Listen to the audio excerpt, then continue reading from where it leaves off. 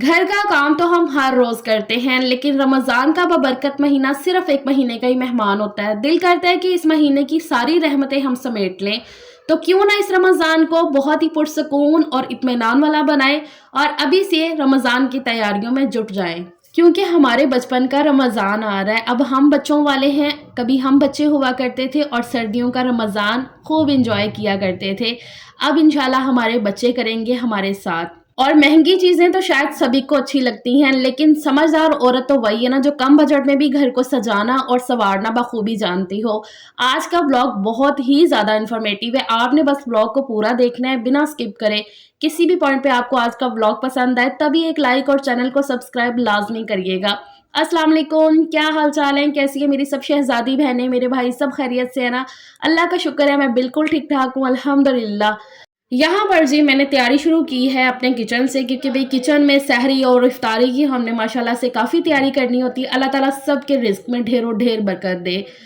यहाँ पर अच्छा किचन को ना सबसे पहले मैंने डिक्लटर किया है, जितने भी एक्स्ट्रा वाले बर्तन है ना, क्योंकि जितना मर्ज़ी हो जाए ना, लेकिन फिर भी रमज़ान में ऐसा होता है ना कि बर्तनों की थोड़ी कमी लग रही होती है। माशाल्लाह माशाल्लाह अल्लाह ताला इतनी बरकतें डालते हैं हर चीज़ में। वो सारे सामान को अच्छे से रखना भी होता है ऑर्गेनाइज़ करके। तो जिनके मेरे जैसे छोटे किचन है ना, उनको थोड़ी-सी मुश्किल हो जाती है, लेकिन कोई नहीं, इस मुश्किल को भी आसान हम नहीं बनाना है।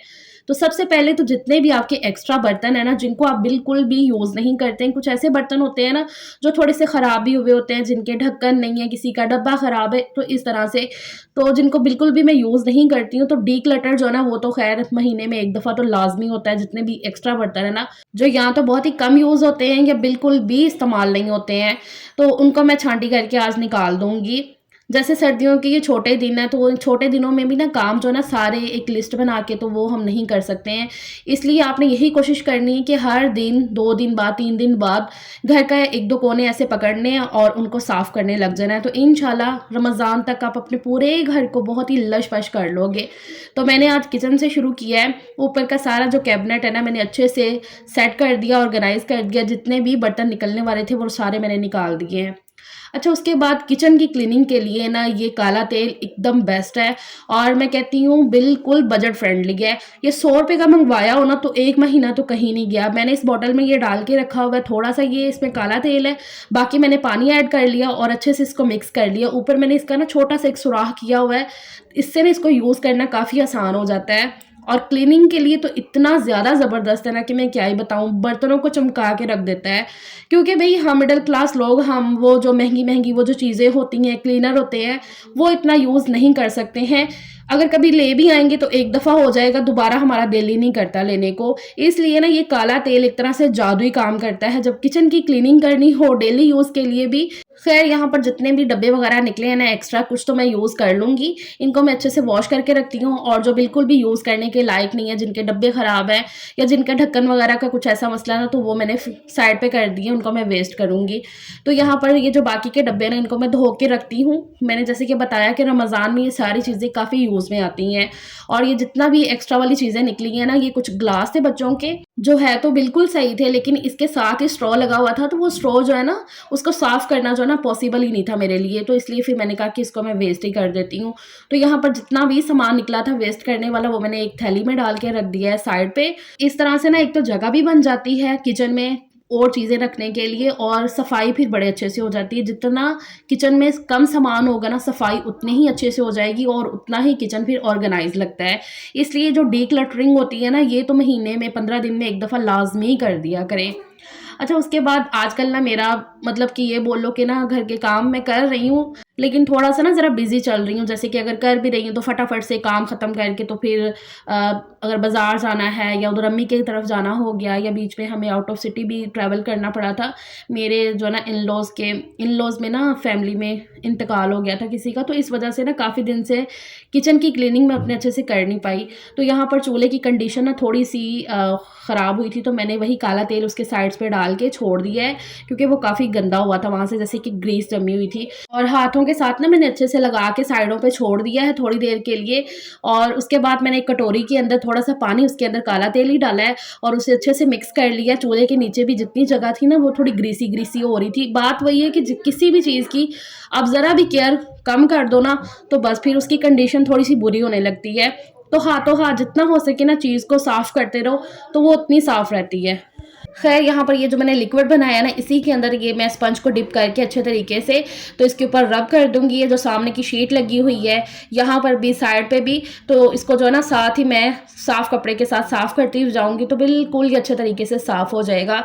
ये जो सामने की शीट है ना, ये भी मेरी थोड़ी-सी ख़राब हो गई है, झुलस गई है ना जब से, तो तब से ये ना इकट्ठी होती हुई जा रही है और उतरती जा रही है। अब मैं सोच रही हूँ कि इसका मैं क्या ही करूँ, क्योंकि ये मैंने शीट बाहर से लगवाई हुई है और अगर अब इसको छेड़े ना तो काफ़ी ज़्यादा काम निकल के आ जा रहा है। तो अब देखते हैं कि इसका मैं क्या करती हूँ। अच्छा, ये मैंने चूल्हे के ऊपर ये जो लिक्विड डाल के रखा हुआ था ना, वही काले तेल वाला, तो मैंने ये जो स्टील वूल होती है ना, इसको ले लिया है और जितना भी ग्रीस वगैरह लगी हुई थी ना, बस हल्के हाथों से मैं इसको करूँगी, मारूँगी, तो वो बिल्कुल साफ़ होता जाएगा। आप देख भी रहे हो कि बहुत ज़्यादा फिर मेहनत करने की ज़रूरत नहीं पड़ेगी। तो यहाँ पर इसी तरीके से मैंने जो है ना पहले स्टील वूल के साथ अच्छे से कर लिया है रब, जो चूल्हे के जस्ट साइड वाली चीज़ है ना, तो वो देख रहे हो बिल्कुल साफ़ हो गई है। इससे पहले कितनी वो ग्रीसीपन लग रहा था वहाँ पे। तो इस तरह से चूल्हा बिल्कुल लश-पश हो गया अल्हम्दुलिल्लाह से। और आज मेरे घर में मेहमान आए हुए हैं, तो बैकग्राउंड से आपको थोड़ा-सा शोर-शराबा आ रहा होगा, तो वो आप मैनेज कर लीजिएगा। ख़ैर यहाँ पर जी मैं सिंक को अब अच्छे तरीके से वॉश कर लेती हूँ। जब पूरे किचन की क्लीनिंग हो गई है ना, उसके बाद लास्ट में सिंक की बारी आती है, तो अच्छे से इसी काले तेल के साथ ही ना मैं वॉश कर लेती हूँ। मुझे एक कमेंट आया कि आपी आपका सिंक बड़ा ही शाइन करता है, तो क्या लगाती हैं इसके ऊपर? तो लगाती क्या हूँ, इसी तरीके से अच्छे से वॉश कर लेती हूँ। और हाँ, हफ़्ता 10 दिन बाद ना मैं वो जो बेकिंग सोडा होता है ना, उसे मीठा सोडा भी बोलते हैं, क्योंकि जब भी मैं बेकिंग सोडा का ज़िक्र करती हूँ ना, तब मुझे लाज़मी कमेंट आएगा बेकिंग सोडा क्या होता है ये वो। तो जिसे मीठा सोडा भी बोलते हैं, खाने में यूज़ होता है वो, तो उसी को ना ऐसे मैं पूरा फैला के और इसके ऊपर गर्मा-गर्म पानी डाल देती हूँ। इससे सिंक अच्छे से साफ़ भी हो जाता है, अंदर की जितनी भी चिकनाई होती है ना पाइप के अंदर, वो भी अच्छे से साफ़ हो जाती है और सिंक में से जो भी स्मेल वगैरह होती है ना, वो भी ख़त्म हो जाती है। तो इस तरह से खैर यहाँ पर अब बारी आ गई है फ्रिज की। फ्रिज का भी काफ़ी यूज़ होता है रमज़ान में, पहले से चीज़ें स्टोर करके रखना और फिर लेफ़्ट ओवर जो चीज़ें होती हैं वो भी फ्रिज में ही रखी जाती हैं। तो फ्रिज को भी ना सबसे पहले आप अच्छे तरीके से क्लीन कर लें। वैसे तो हफ़्ता 10 दिन बाद ही ना फ्रिज को थोड़ा-थोड़ा करना पड़ता है साफ़, कुछ ना कुछ चीज़ गिर जाती है। तो ऐसे ही नीचे वाले टब में ना हल्का-फुल्का मुझे गंदा लग रहा था, तो वो मैंने निकाल के अच्छे से वॉश कर लिया था। अभी वो सूख गया तो उसको मैंने वापस से लगा दिया। फ्रिज में ज़रा सी भी कोई चीज़ गिर जाए ना तो फिर स्मेल आने लग जाती है। बर्फ़ वगैरह तो कोई भी नहीं थी फ्रिज के अंदर, क्योंकि आजकल जैसे कि सर्दी का मौसम है, तो मैं ज़्यादातर बीच में ना फ्रिज बंद ही रखती हूँ। तो बर्फ़ वगैरह तो कोई नहीं जमी हुई है, तो अल्लाह का शुक्र है मेरी फ्रिज भी अच्छे से साफ़ हो गई है। अच्छा, उसके बाद फिर मैंने कहा खाना-शाना बना लूँ, क्योंकि मुझे बाज़ार जाना था। हस्बैंड के साथ मैंने बात करके रखी हुई थी। मैंने कहा कि जो भी कोई शॉपिंग वगैरह है ना, वो भी मैं अभी से शुरू करती हूँ, क्योंकि भई मिडल क्लास लोगों के लिए ना एक ही दफ़ा में ना सब कुछ करना ज़रा इतना पॉसिबल नहीं होता है। तो थोड़ा-थोड़ा करके करते रहो ना, तो वो ज़्यादा सही रहता है। तो इसलिए मैंने कहा था कि चलो अभी से जो थोड़ी बहुत चीज़ें हैं ना, वो मैं करना शुरू करती हूँ। और बिलीव मी, बहुत ही फ़ायदेमंद आदत है ये। ना तो ये आपके जेब पे भारी पड़ती है और ना ही आपके टाइम पे। थोड़ा-थोड़ा करके कर लो ना, आपके लिए बड़ी ही ज़्यादा आसानी हो जाती है। ख़ैर यहाँ पर मैंने सालन बनाना था आज आलू, मटर, गाजर का। इसके अंदर मैं थोड़ी-सी मेथी भी ऐड कर लेती हूँ, तो फिर बहुत ही मज़े का बनता है ये सालन। तो खाना-शाना मैंने टाइम से रेडी कर लिया और फिर मैं आ गई इधर 100 रुपए वाली सेल पे। मैं कहती हूँ अल्लाह ताला इनका भला करे। अब तो जगह-जगह पे ना ये 100 रुपए वाली, 120 वाली इस तरह की ना सेल्स निकल आई हैं। और मेरे साथ-साथ ये पिजन कबूतर भी आया शॉपिंग करने के लिए।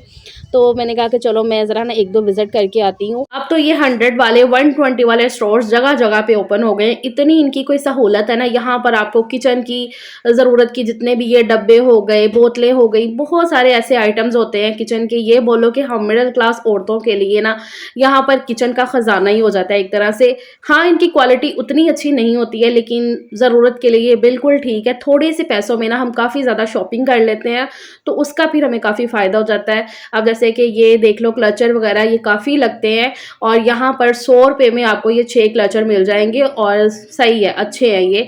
तो ये भी मुझे देख के बड़ा ही अच्छा लगा। ये जो स्टोर है ना, ये अभी रिसेंटली ओपन हुआ है हमारे बाज़ार में, 100 वाला। इससे पहले जो 100 वाला था ना, वो 120 का हो गया है। तो इस तरह से ये अभी रिसेंटली ओपन हुआ है 100 वाला। ये भी हमारे गाज़ियाबाद बाज़ार में है, तो यहाँ पर भी नई-नई सारी चीज़ें थी, तो बहुत ही अच्छा लग रहा था देख के। तो मैंने सोचा हुआ था कि मैं एक दफ़ा यहाँ पर भी विज़िट करूँगी। यहाँ से भी चीज़ें जो भी ना मेरी ज़रूरत की हैं, जो मुझे भी चाहिए, तो वो मैं ले लूँगी। अच्छा, उसके बाद इधर मैं $1 शॉप पे भी आ गई थी, क्योंकि कुछ चीज़ें ऐसी होती हैं ना जो आपको पता होता है कि ये 100 में वारा नहीं खाती हैं, तो वो ज़रा थोड़ी-सी फिर महँगी होती हैं, तो वो $1 शॉप से भी मिल जाती हैं। तो फिर मैंने इधर का भी एक विज़िट कर लिया। अच्छा, यहाँ पर तो अभी इन्होंने ना रमज़ान का जो सारा सामान है ना, वो इतना रीस्टॉक नहीं किया था। वो कह रहे थे भाई कि अभी हो जाएगा थोड़े दिन में रीस्टॉक। ज़्यादा तो अभी मुझे कुछ नहीं इतना भी ज़रूरत का मिला, जो 2-3 चीज़ें थी ना फिर मैंने वही देख ली, वही ले ली यहाँ से। अच्छा मुझे कमेंट आते हैं कि आपने जो रूम में अपने वॉल शीट लगाई हुई है तो वो कौन-सी है? तो वो मैं यहीं से लेकर गई थी। ये जो आपको कलरफुल के अलावा जो दूसरी आपको नज़र आ रही है ना रोल, तो ये सही रहते हैं वॉल पे भी अच्छे से चिपक जाते हैं और अगर आपने कभी किचन की शेल्फ़ पे लगाने हो तो वो भी सही रहते हैं। तो ख़ैर जी, जब बच्चे साथ गए हो ना, तो वो अपना भी कुछ ना कुछ लेकर आते हैं। ज़यान अपने लिए किचन सेट लेकर आया है, तो वो अपना टॉय लेकर बैठ गया। अच्छा जी, जो मैं सामान लेकर आई हूँ ना, वो आप देख लो। इनको मैंने कैसे अरेंज करना है, कब लगाना है, वो भी इंशाल्लाह आपके साथ मैं शेयर करूँगी। तो यहाँ पर जी ये मैं एक रैक लेकर आई हूँ इस तरह का। कलर मुझे ये नहीं चाहिए था, लेकिन वहाँ पर कलर यही अवेलेबल था। ये मैंने 120 वाली ही शॉप से लिया है और बाकी मैंने एक ये रोल लिया है फ्रिज के लिए और ये जितनी चीज़ों की भी ज़रूरत थी, कुछ मैं घर के बाकी टिश्यू हो गया, कॉम्ब वगैरह हो गई, वो भी मैं लेकर आई थी, तो वो मैंने कहा मैं कहीं यहाँ पे रखूँ, तो ये बाकी चीज़ें आप देख लो। तो इस तरह से थोड़ी बहुत मैं शॉपिंग कर रही हूँ। आप भी ना बस थोड़ा-थोड़ा करके अभी से स्टार्ट करो, रमज़ान की बेहतरीन सी खरीदारी करते हैं और अल्लाह ताला ये रमज़ान सबके लिए खुशियों भरा बनाए। सो दैट्स इट, ये मेरा आज का व्लॉग है। अपना ख़्याल रखिएगा, मिलते हैं बाद में। अल्लाह हाफ़िज़।